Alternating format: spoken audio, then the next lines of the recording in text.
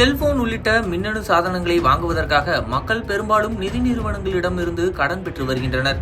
ஆய்வுகளின்படி நாட்டில் விற்பனை செய்யப்படும் மொத்த மின்னணு சாதனங்களில் சுமார் 1/3 பொருட்கள் வாடிக்கையாளர்களால் கடன் மூலம் வாங்கப்படுகின்றன. குறிப்பாக 10,000 1 லட்சம் ரூபாய் மதிப்புள்ள செல்போன்கள் அதிகமாக கடனில் வாங்கப்படுகின்றன. ஆனால் கடனை திருப்பி செலுத்தாமல் தவிர்க்கிற வாடிக்கையாளர்களின் எண்ணிக்கை நாளுக்கு நாள் அதிகரித்து வருவதாக நிதி நிறுவனங்கள் கவலை தெரிவிக்கின்றன. இதனால் நிதி நிறுவனங்களுக்கு பெரிய அளவில் வருவாய் இழப்பு ஏற்படுகிறது. இதற்கான தீர்வாக இந்திய ரிசர்வ் வங்கி புதிய திட்டம் ஒன்றை ஆராய்ந்து வருகிறது.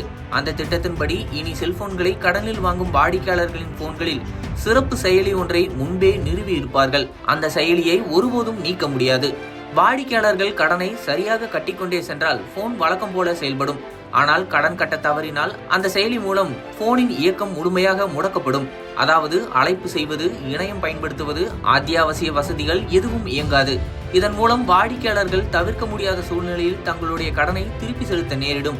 RBI வட்டாரங்கள் கூறுகையில், இந்த திட்டம் நடைமுறைப்படுத்தப்பட்டால் மக்கள் நிதி ஒழுக்கத்தை அதிகமாக கடைபிடிப்பார்கள் என தெரிவிக்கப்பட்டுள்ளது. அதே நேரத்தில் நிபுணர்கள் பலர் கவலை தெரிவித்துள்ளனர்.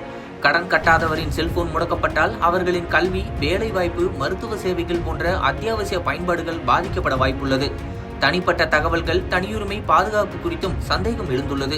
இந்த திட்டத்தை அமல்படுத்தும் முன் நுகர்வோரின் தனியுரிமை பாதுகாப்பு மற்றும் தகவல் ரகசியம் முழுமையாக உறுதி செய்யப்பட வேண்டும் என்று RBI வலியுறுத்தியுள்ளது. தற்போது நாட்டில் 140 கோடி மக்கள் தொகையுடன் சுமார் 1.16 கோடி செல்போன் இணைப்புகள் செயல்பாட்டில் உள்ளன என ட்ராய் தரவுகள் தெரிவிக்கின்றன.